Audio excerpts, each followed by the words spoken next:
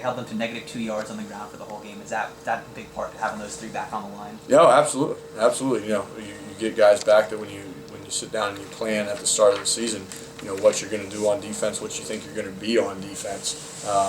Those guys were in the plans. Unfortunately, for one reason or another, they have not been available at different times or for the whole season, depending on the guy. So it was great to get them back. Got them back at a great time as we go now 4 straight conference games.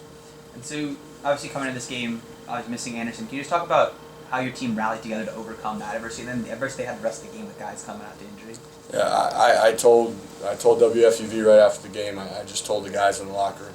I can't put into words how proud I am of this football team. The adversity that we faced coming into the game, to have bad things happen. Some of them, a lot of them within our control.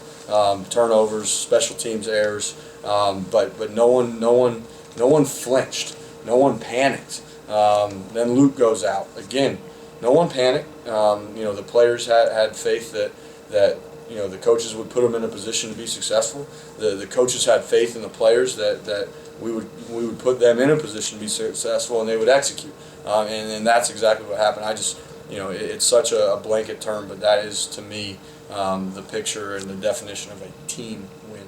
They had just about everybody in the box every time you snap the ball. Obviously, teams are going to do that against Chase, but to see the numbers that he's still putting up and say that might be on the lower side of things that he's accomplished this season, what does that say about him? It says a lot about our offensive line. Yeah. The ability to get guys covered up on the first level and the second level, to change the line of scrimmage. That's what I was impressed by, watching those plays, even though there were that many people in the box. To watch on the initial snap us move the line of scrimmage and give Chase some room to operate. It's a testament to the offensive line, and then Chase and his vision to say, okay, you can add guys to the box, but I know where you're adding them and I know where you're not.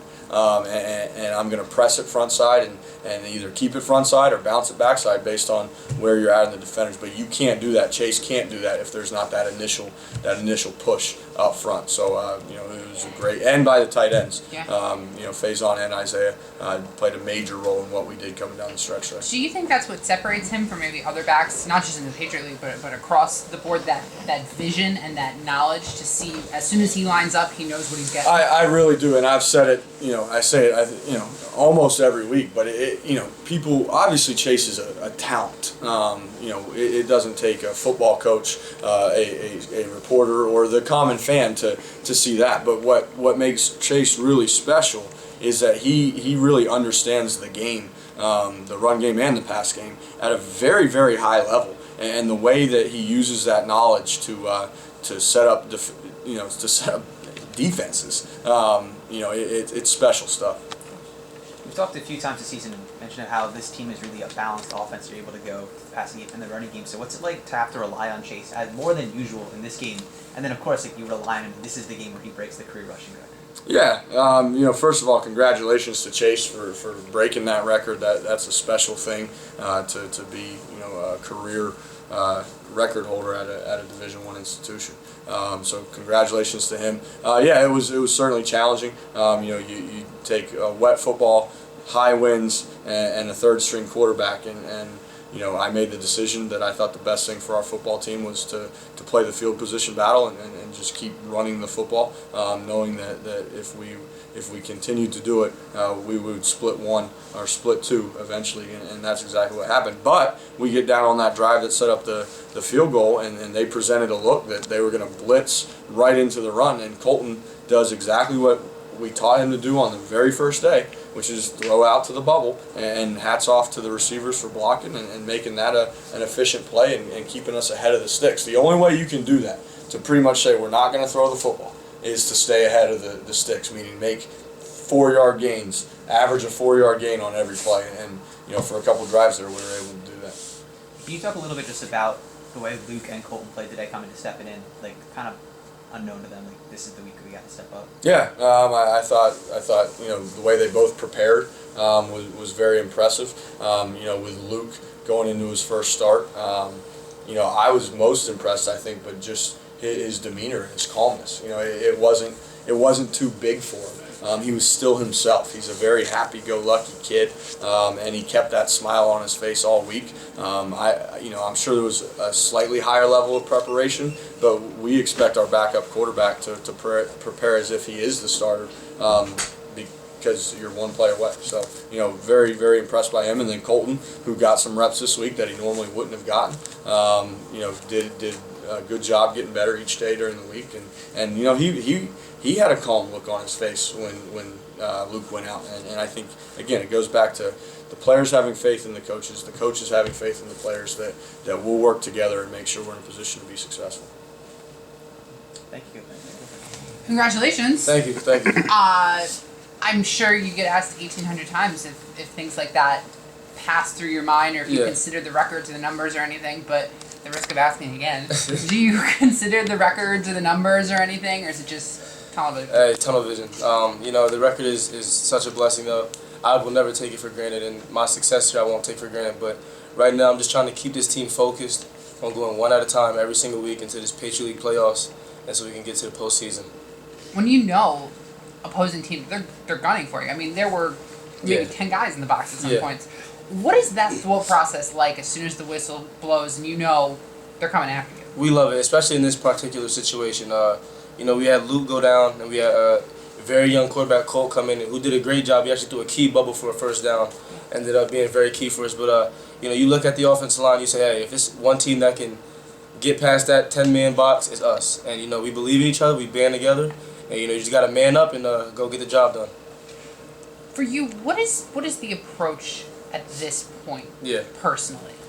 Personally, I always have this quote. Tim Zetz always told me, my old running backs coach. He always said, "Don't forget what got you to the top of the mountain." And after I had the success my freshman year, that quote will forever stay with me. I will never get complacent, because at any given moment, it could be gone. Just how you got it. I remember being a freshman coming in here, and the question was the running back position, and how would Fordham find a running back to replace Carlton Kuntz? And so I'll never take the success that I have and that I've received for granted. I'll always continue to work to be the best player that I can be. So what's it like when you come into the game knowing the team's going to rely on you? That's something that you play with your chip on your shoulder. You make sure you make sure that you let yourself know that, hey, look, hey, man, these guys look up to me. I got to get the job done. I have to set the example. I have to do the things right.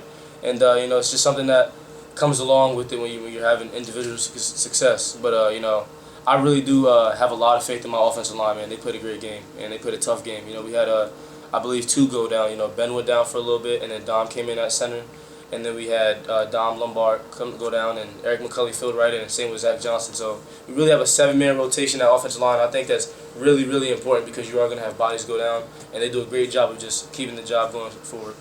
I mean, what's it like when your defense plays this well? How much motivation does it have for you? It was such motivation. You knew it was going to be one of those type of games, though. You had the weather was kind of rough and really rough in early goings, and for the defense just to continue to have that momentum and not let the momentum get away from us as a whole team, it's very important. Now next week we're going to have to really grit up and make sure we play complementary football. We're going to be playing a great Lehigh team, and that's going to be fun. But it's really good for the defense to get their momentum going. And I want to shout out Nico Thorpe, who finally came back. It was so fun to just see him out there making plays, as well as Max Robertson, Manny Adea, and I'm so proud of those guys.